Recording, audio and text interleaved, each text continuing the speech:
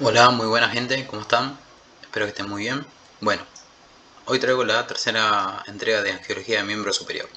En este video vamos a hablar de arteria radial, cubital y el circuito de la mano. Así que bueno, vamos a comenzar. En el video anterior hablamos de la arteria humeral, decíamos que era a continuación de la arteria axilar, que comenzaba en el borde inferior del tendón del músculo pectoral mayor y desde aquí se extendía hasta el pliegue del codo donde da sus ramas terminales. En principio esta arteria venía acompañada con las dos venas satélites, el nervio mediano y el nervio cubital, que luego el nervio cubital lo abandona, se hace posterior y se va hacia el canal epitróclea o olecraniano. Bien, la arteria radial como colaterales me va a dar la recurrente radial anterior, la transversa anterior del carpo, la radio palmar, la dorsal del pulgar, la dorsal del carpo y la interosia del primer espacio. Del lado de la arteria cubital, como colateral me da el tronco de las recurrentes cubitales, el tronco de las interosias, la dorsal del carpo, la transversa anterior del carpo, la cúbito palmar y una rama que es inconstante, que es la rama anastomótica del arco palmar profundo.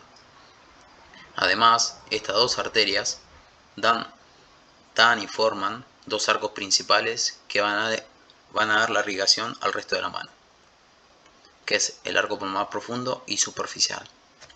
El arco palmar profundo va a estar formado por la arteria radial, por la anastomosis de la arteria radial y la arteria cúbito-palmar, que como colaterales este arco me va a dar ramas ascendentes o articulares que van a estar dirigidos a las articulaciones de los huesos del carpo, unas ramas posteriores o perforantes que ahora vamos a ver en detalle cómo nacen del arco profundo y se anastomosan con las interosias dorsales, y después las ramas descendentes o interosias.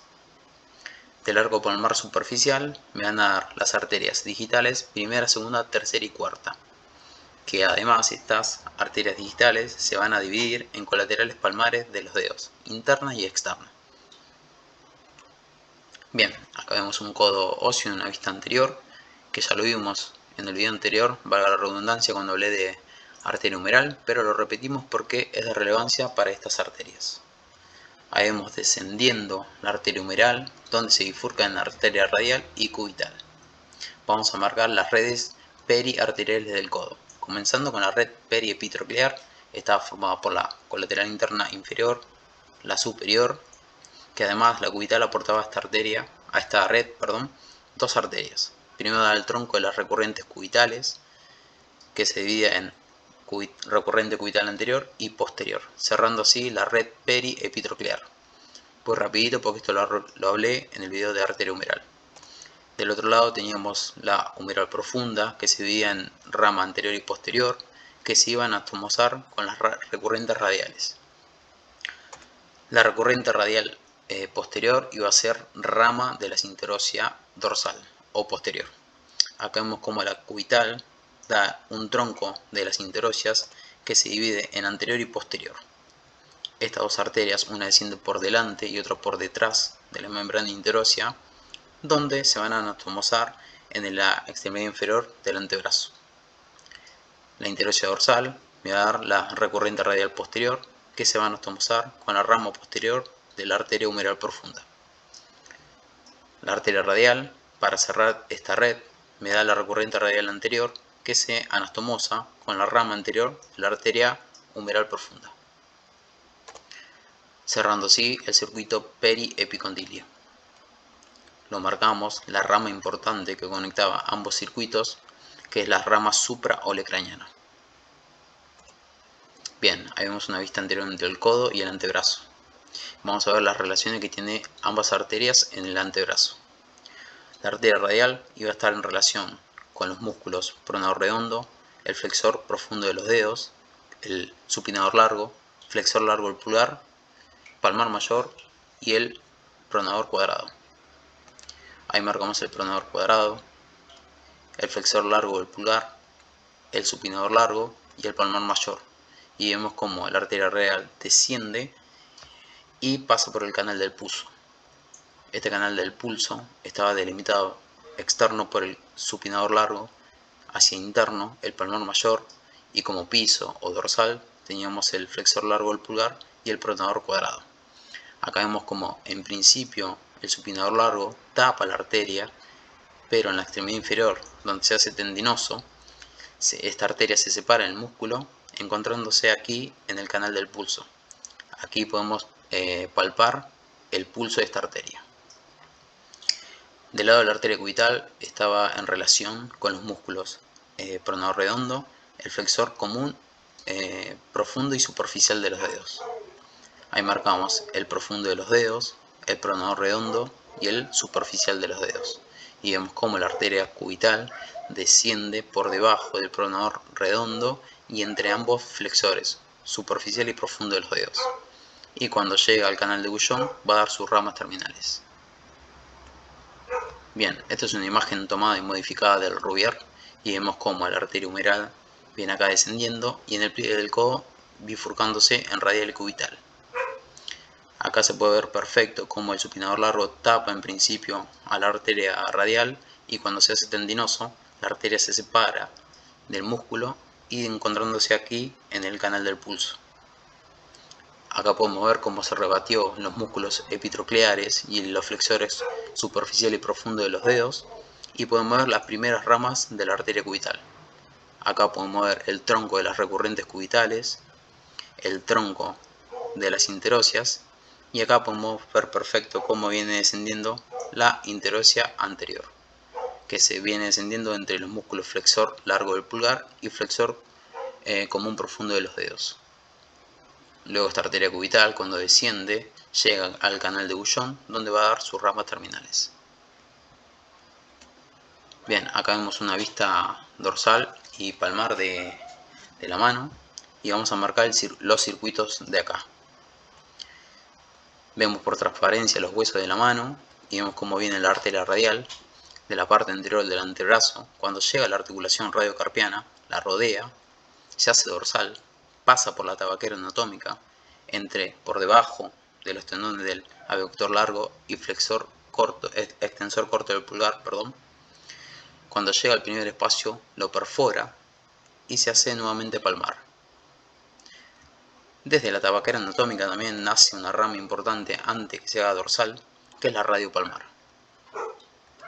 Del otro lado viene la arteria cubital, que pasa por el canal de Bouchon, donde sigue su trayecto y se va a anastomosar con la arteria radiopalmar, formando así el arco palmar superficial. En este trayecto, la arteria cubital da una rama también importante, que es la cúbito-palmar, que se va a anastomosar con la arteria radial, formando así el arco palmar profundo. Ambas arterias dan también como colaterales una transversa anterior del carpo. Del arco palmar superficial van a ser las digitales, primera, segunda, tercera y cuarta.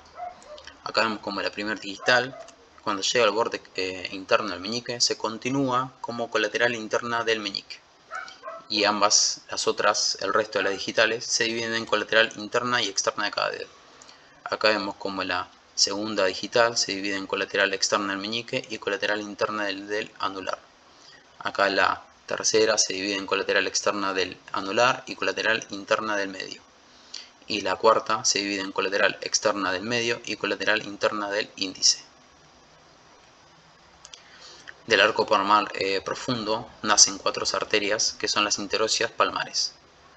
La segunda, tercera y cuarta se van a anatomosar con las digitales, mientras que la primera interósea palmar se divide en 3 ramas, como colateral externa del meñique y como colateral interna y externa del pulgar. Acá la arteria radial, cuando se hace dorsal, da una rama homóloga llamada dorsal del carpo, que se va a anastomosar con una homóloga que da la cubital, formando el arco dorsal del carpo. De este arco dorsal nacen 4 arterias principales, que van a ser las interóseas del segundo, tercer y cuarto espacio y la colateral interna del meñique, colateral dorsal interna del meñique. Estas interóseas dorsales se van a dividir en 2 ramas, en colateral externa del meñique y colateral interna del anular. Y acá vemos cómo estas ramas también sucede lo mismo, como la interósea del tercer espacio se divide en colateral externa del anular y colateral interna del medio. La arteria radial también, antes que perfore el primer espacio dorsal y se haga nuevamente palmar, me va a dar la dorsal del pulgar, la interósea dorsal del primer espacio, que se va a dividir en dos ramas, como colateral interna del pulgar y colateral externa del dedo índice. Y aquí le dejo las referencias. Sé que es un quilombo de colores, pero bueno. Acá esto es una vista lateral de un dedo óseo. Vamos a meter otro dedo por transparencia y vemos cómo viene la arteria interósea dorsal.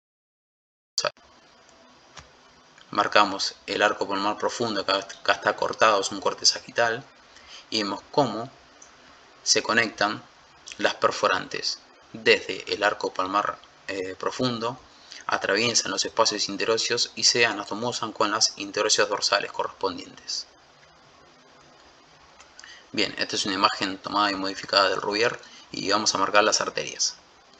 La arteria radial, la cubital, ahí vemos la cúbito-palmar y la arteria radiopalmar. Entre la arteria radial y la cúbito-palmar forman el arco palmar profundo. Entre la arteria radiopalmar y la arteria cubital, que sigue su trayecto acá, forman el arco palmar superficial. Ya vemos cómo dan las digitales. Acá marcamos la primera. Marcamos una quinta, que a veces suele estar, que reemplaza a la primera interósea palmar, donde dijimos que se divide en colateral interna y externa del pulgar y colateral externa del dedo índice. Bueno, nada gente, sé que angio de mano es un quilombo, pero bueno, hay que meterle onda y meterle mucha lectura. Bueno, espero que esto les sea de utilidad y que me haya hecho entender. Nada, ante alguna duda, crítica me quieran hacer, me la dejan en los comentarios y nada, nos vemos en la próxima.